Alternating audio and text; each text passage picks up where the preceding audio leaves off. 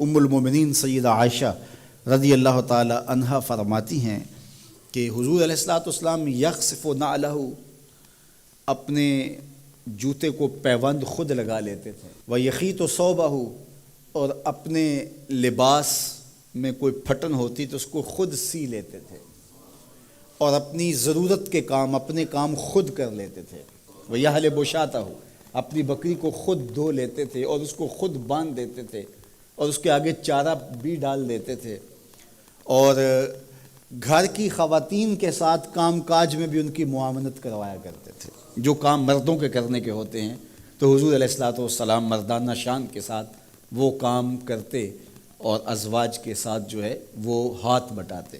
ام المومنین فرماتی ہیں گھر ہوتے تو ہمارے ساتھ کام کاج میں حضور ہماری مدد فرماتے، اور جو ہی اذان ہوتی تو حضور جلدی سے مسجد میں تشریف لے جاتے۔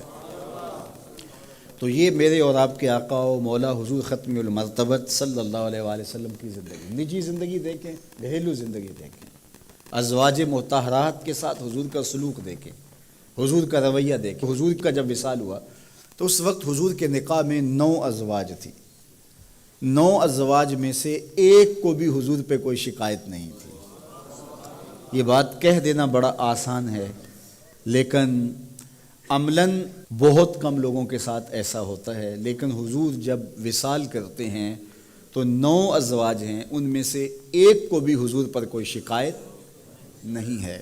حضور علیہ الصلوۃ والسلام جب گھر آتے تھے تو خواتین کے مزاج کے مطابق ان کی دلجوئی کے لیے حضور گفتگو فرماتے، اور جب باہر جاتے تو جو صفہ کے چبوترے کے اوپر بیٹھ کے حضور کا انتظار کر رہے ہوتے تو ان کے سامنے علمی منہ شگافیاں اور علمی باتیں ان کے سامنے رکھتے، ان کی ضرورت کو پورا کرتے، اور مسجد سے باہر نکلتے تو آگے بچے کھیل رہے ہوتے تو حضور علیہ الصلوۃ والسلام یوں بیٹھ جاتے اور بچوں کو کہتے کہ یوں قطار میں کھڑے ہو جاؤ اور دوڑ کے آ کے میرے سینے لگو، جو سب سے پہلے لگے گا اس کو میں یہ انعام دوں گا۔ تو بچے دوڑ کے آ کے حضور سے لپٹتے، کوئی سینے سے لپٹ جاتا، کوئی کندھوں سے لپٹ جاتا، اور آقا کریم ان سے شفقت فرماتے۔ تو بچوں کے ساتھ حضور علیہ السلام کا رویہ یہ خوبصورت، بچوں کو سلام کرنے میں پہل کرتے۔ تو یہ میرے حضور کا دیا ہوا نظام ہے۔ یا کل مع خادم، حضور نوکر کے ساتھ کھانا کھانے بیٹھ جاتے تھے۔ حضور علیہ الصلوۃ والسلام لوگوں کا جھوٹا بھی لے لیتے تھے، یہ حضور کا خوبصورت رویہ۔ تو یہ تھا حضور کی سیرت کا وہ جمال اور حضور کی سیرت کا وہ رنگ۔ آپ اپنے ساتھیوں کو ترجیح دیں، پہلے ان کو پیش کریں اور ان کے ساتھ بیٹھ کے کھائیں، ان کا جوٹا لیں۔ مومن کے جوٹے میں شفا رکھی گئی ہے، تو یہ مسئلہ اوروں کے لیے نہیں ہے کہ پیر صاحب کے جوٹے میں شفا ہے، مرید صاحب کے جوٹے میں بھی شفا ہے۔ جب مومن ہے، جب کلمہ حضور کا وہ بھی پڑھتا ہے تو اس کے جوٹے میں بھی شفا ہے، چاہے وہ مزدور ہے چاہے وہ غریب ہے، لیکن اس کے جوٹے میں بھی شفا رکھی گئی ہے۔ تو جب سور المومن، مومن کے جوٹے میں شفا ہے تو وہ مومن جہاں بھی ہوگا، جہاں بھی ایمان پایا جائے گا، اس کے جوٹے کے اندر شفا ہوگی۔ تو حضور نے 71 آدمیوں کا جوٹا لیا، کونین کا سردار ہو کے، اللہ اکبر، عرشوں کا راہی ہو کے، نبیوں کا سردار ہو کے، شہنشاہوں کا شہنشاہ ہو کے 71 آدمیوں کا جوٹا لے رہے ہیں۔ تو یہ حضور کی سیرت کے رنگ ہیں۔ تو آقا کریم علیہ الصلوۃ والسلام کا بتایا ہوا طریقہ، حضور کا طرز زندگی ہم اختیار کریں۔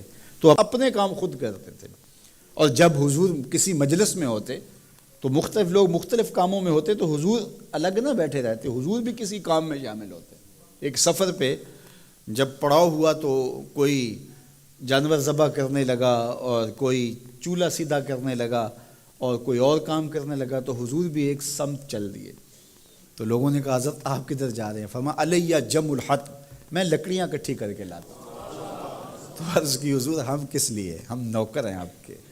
تو حضور نے فرمایا میں یہ پسند نہیں کرتا کہ لوگ کام کریں اور میں معتبر بن کے بیٹھا رہوں۔ نبیوں کے امام ہو کر کے حضور نے بتایا کہ ہم اپنے کام خود کرتے ہیں۔